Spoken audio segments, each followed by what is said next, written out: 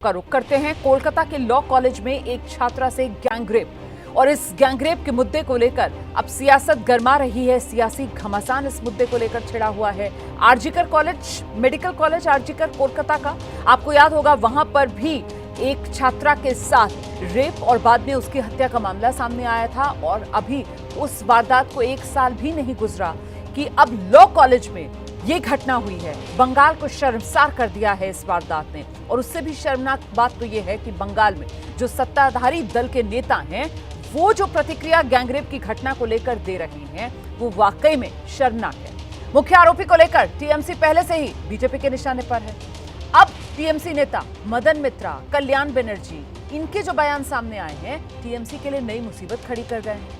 Bengal police ने SIT के सदस्यों की संख्या 5 से बढ़ाकर अब 9 कर दी है। जांच टीम ने आरोपियों के कपड़े, मोबाइल फोन जब्त कर लिए हैं। पुलिस डीएनए टेस्ट कराने की तैयारी में है। क्राइम सीन से सैंपल्स जुटा लिए गए हैं। इसके आधार पर डीएनए टेस्ट किया जाएगा। पुलिस ने करीब 7 घंटे के सीसीटीवी फुटेज जुटा लिए हैं। उन्हें खंगाला जा रहा है, लेकिन क्राइम सीन का कोई सीसीटीवी फुटेज नहीं है। वहीं बीजेपी ने ममता सरकार के खिलाफ जोरदार प्रदर्शन का ऐलान किया।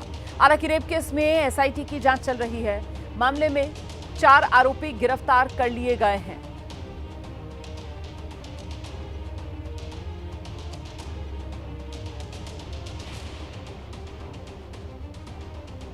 तो कोलकाता गैंगरेप को लेकर सियासत भी गर्मा रही है। मामले में जांच जारी है। पुलिस ने सीसीटीवी फुटेज की जांच की है। अब तक क्या हुआ है इस पूरे मामले में आपको बता देते हैं। पुलिस ने सीसीटीवी फुटेज अपने कब्जे में लिया है, उसकी जांच की है। अलग अलग कॉल रिकॉर्ड्स की जांच की जा रही है।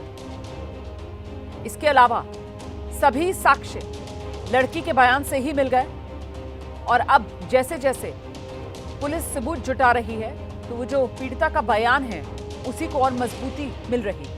कॉलेज के छात्रों से पुलिस पूछताछ कर उनके बयान भी दर्ज कर रही है।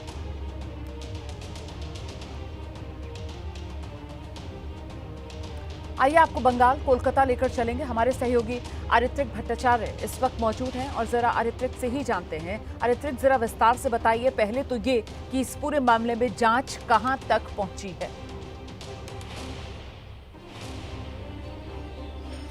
देखिए, अभी तक जांच जहां पर खड़ा है उस बोल सकते हैं कि पीड़ित जो छात्र थे उसको उनका जो बयान था वो सर्कमस्टेंशियल एविडेंस से बिल्कुल मैच हो गया है। क्योंकि अब जैसे बता रहे थे कि सीसीटीवी फुटेज मिला है। एक जो गिरफ्तार हुआ है उनके मोबाइल से थोड़ा फुटेज मिला है। तो जो बयान दिए थे उसके साथ ये एविडेंस मैच कर रहा है। ये पुलिस पॉजिटिवली ले रहा है क्योंकि 3 छात्र पहले अरेस्ट हो चुके थे, गिरफ्तार हुए थे। उसके बाद नाइट गार्ड को भी गिरफ्तार किया गया और उसके बाद जो एविडेंस मिल रहा है वो सही बोल रहा है कि इसका जो बयान था वो मैच कर रहा है।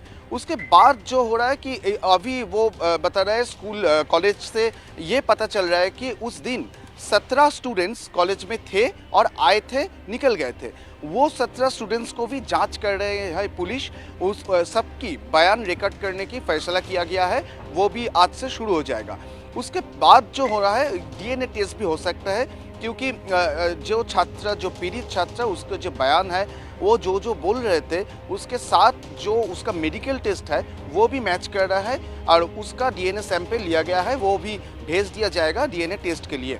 और अब जो पॉलिटिक्स की बात कर रहे थे क्योंकि यहाँ टीएमसी के कुछ लीडर्स ने ऐसे कुछ बोल दिया जो यहाँ का लोग है बहुत रोष में पड़ गए। उसके बाद मदन मित्र को शोकॉज लेटर भेजा गया है।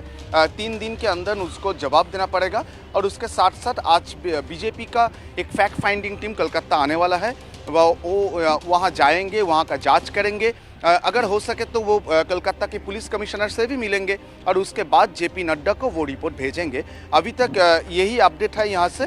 और जांच भी बहुत चल रहा है। धन्यवाद आपका उसके बाद आरित्रिक, इस तमाम DNA जानकारी के लिए। नजर बनाकर रखिएगा, कोई और अपडेट होगा तो हम दर्शकों तक पहुंचाएंगे। फिलहाल बड़े विस्तार से आरित्रिक ने कोलकाता रेप केस को लेकर अभी तक की जांच और साथ ही उस पर जो सियासत गर्म है उस पर पूरा ब्यौरा आपके सामने रख दिया। देखिए, ये जो कोलकाता गैंगरेप केस है, इस पर सियासत वाकई बहुत तेजी से आगे बढ़ रही है।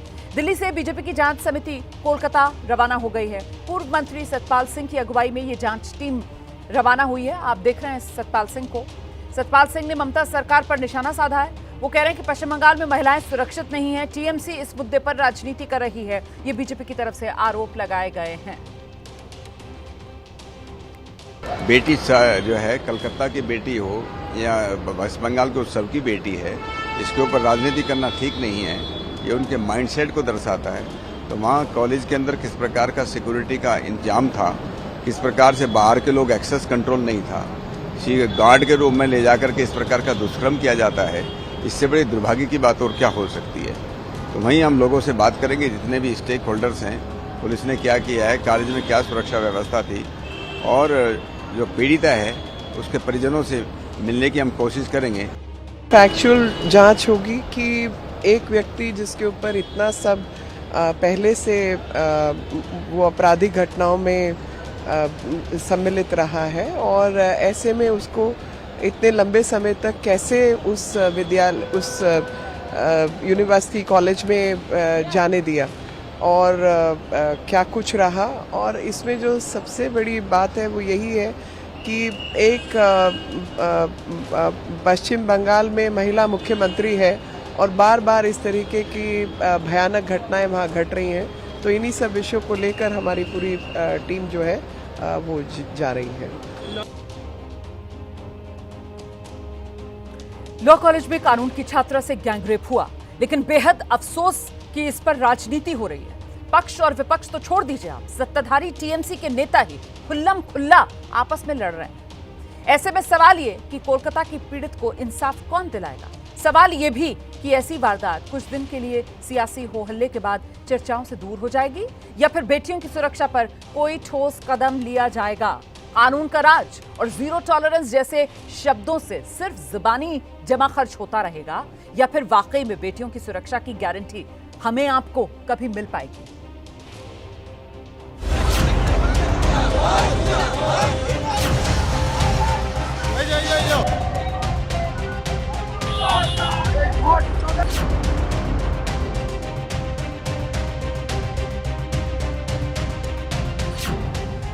कानून महाविद्यालय में महापाप हुआ। पाप की पीड़ित कानून की छात्रा, पाप का मुख्य आरोपी कॉलेज का ही पूर्व छात्र और सत्ताधारी दल टीएमसी से जुड़ा छात्र नेता। पाप के भागीदार इसी कॉलेज में लॉ की पढ़ाई करने वाले 2 अन्य छात्र, और वो सुरक्षाकर्मी जिसके कमरे में किसी बेटी के साथ गैंगरेप नहीं हुआ, बल्कि पश्चिम बंगाल में कानून के राज का चीरहरण हुआ।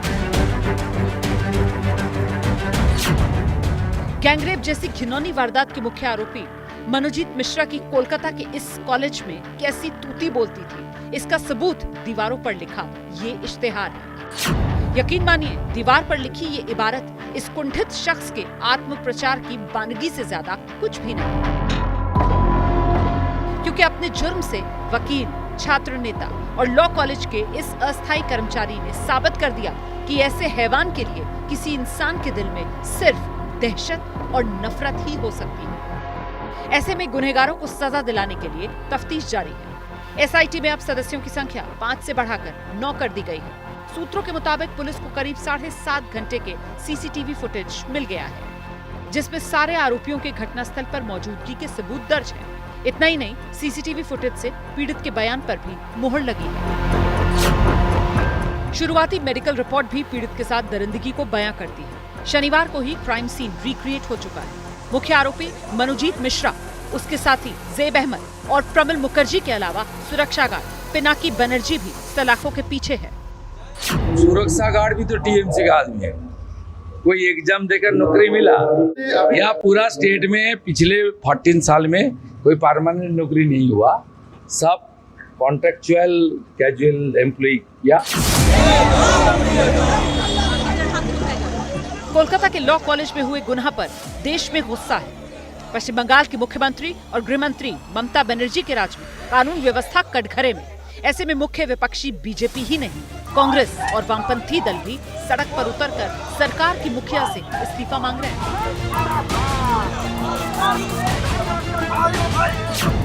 विरोध प्रदर्शन का दौर लगातार जारी है। शनिवार को तो बीजेपी के प्रदेश अध्यक्ष सुकांतु मजूमदार और उनके साथियों को गिरफ्तार तक किया है। सबको पूरी रात लॉकअप में ही गुजारनी पड़ी। हालांकि सुबह होते ही इन्हें छोड़ दिया गया। ये प्रोटेस्ट करने पर हमें जिस तरीके से गिरफ्तार किया गया, उसके बाद पुलिस हमें छोड़ने के लिए बोली थे बेल बॉन्ड पे साइन करके। हमने इसका विरोध किया और पूरी रात लाल बाजार में हमने बिना साइन किए हमने रात वहाँ पे रहा। जब सरकार सोती है, जब पुलिस सोती है, तब किसी ना किसी को जागना पड़ता है। तो जगने का काम भारतीय जनता पार्टी ने शुरू किया है। राजनीति अपनी जगह, लेकिन सवाल गंभीर हैं। अभी पिछले साल 8 अगस्त को कोलकाता के ही आरजीकर मेडिकल कॉलेज और अस्पताल में ट्रेनी डॉक्टर की रेप के बाद हत्या कर दी गई।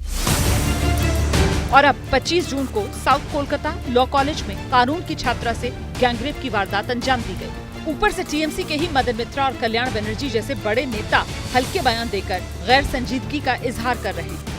बंगाल में वो आरजीकर हो या कस्बा की लॉ कॉलेज की दुर्घटना हो, ये प्रतीत करता है महिलाओं के प्रति अभी की रूलिंग पार्टी की, जब यहाँ की रूलिंग पार्टी की हेड एक महिला है, उनकी मानसिकता क्या, उनके नेताओं के बयान किस प्रकार के आ रहे हैं, यही बहुत गणतंत्र में, प्रजातंत्र में खतरनाक मानसिकता है। इस रेप केस में महिला आयोग भी एक्शन में है। आयोग की सदस्य डॉक्टर अर्चना मजूमदार कोलकाता पुलिस पर पीड़ित को छिपाने, उससे मुलाकात न करने देने के आरोप लगा रही हैं। वहीं ममता सरकार की मंत्री चंद्रिमा भट्टाचार्य आयोग की मंशा पर सवाल उठा रही है। ये हमें ना विक्टिम से मिलने दे रहा, ना हमें क्राइम सीन दिखाया, ना कोई फोटोग्राफ लेने दिया। पुलिस का कोऑपरेशन में लिमिटेशन है। वो नहीं चाहते कि हम विक्टिम से बात करें, उसके परिवार से बात करें, उसके पास खड़ी रहे। पुलिस बोल रहा है कि वो कहाँ है हमें पता नहीं, वो नहीं है, ताला मार के कहीं भगा के छिपा के रखे हैं। हमारे यहाँ पर महिला कमीशन आते हैं तो दूसरी जगह क्यों नहीं जाते? वहाँ की महिलाओं क्या महिलाएं नहीं हैं? वहाँ के अत्याचार क्या अत्याचार नहीं है? तो आप क्या पॉलिटिसाइज्ड हो रहे हैं? गौर करने वाली बात यह भी है कि बीजेपी ने गैंगरेप के मुख्य आरोपी मनोजीत मिश्रा के साथ टीएमसी के जिन नेताओं की तस्वीर जारी की, उनमें से एक चंद्रिमा के साथ भी है। कोलकाता पर गैंगरेप के इस कलंक से बीजेपी ही नहीं, कांग्रेस भी टीएमसी पर हमलावर है। हिंदुस्तान की रेपुटेशन देखें, अभी आपने हाल ही में पिछले हफ्ते देखा कि यूनाइटेड स्टेट्स ऑफ अमेरिका ने एडवाइजरी जाहिर करी है कि इंडिया सेफ नहीं है, औरतों के लिए सिंगल सोलो ट्रैवल नहीं करना चाहिए। तो ये हमारे देश के लिए भी एक बहुत गलत प्रेसिडेंट जो सेट हुआ है।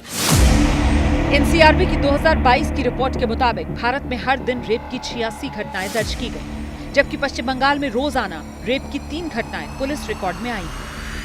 जाहिर है ये आंकड़े देश और प्रदेश के दामन पर वो दाग हैं जो पूरी दुनिया में हमारी बदनामी कराने वाले हैं। सबसे अफसोसनाक तो ये कि इंसाफ के पुजारियों को तैयार करने वाले कॉलेज में ही गैंगरेप जैसी घटना हो गई। तो कानून की पहुंच और परिधि से कोसों दूर रहने वाली महिलाओं का जरा सोचिए तो क्या होगा। कि वहाँ कानून व्यवस्था पूरी तरह से ध्वस्त हो चुकी है। पुलिस का इकबाल जो है खत्म हो चुका है, पुलिस का डर जो है खत्म हो चुका है। और इस प्रकार के एक प्रतिष्ठित लॉ कॉलेज के अंदर इस प्रकार की घटना होना, ये वहाँ की शैक्षणिक संस्थाओं की आत्मा के ऊपर भी बहुत बड़ा एक अटैक है। पश्चिम बंगाल में ये जो लगातार घटनाएं हो रही हैं वो बहुत ही चिंता का विषय है। लगता है कि पूरी सरकार, पूरी पुलिस मशीनरी, सारा तंत्र एकदम फेल है। कहीं कुछ कानून व्यवस्था नाम की कोई चीज़ पश्चिम बंगाल में रह नहीं गई है। कोई सेफ नहीं। अगर कानून का विद्यार्थी, लॉ स्टूडेंट सेफ नहीं है, बच्ची, तो आप समझ सकते हैं कि वहाँ के आम जनता की क्या हालत होती होगी। वक्त अब सिर्फ चिंता जताने और राजनीतिक बयानबाजी का नहीं, बल्कि जरूरत कोलकाता की इस कलंक कथा के बाद समूचे देश की महिलाओं की व्यथा को दूर करने की, वरना महिला सुरक्षा के सारे दावे और वादे खोखले ही माने जाएंगे।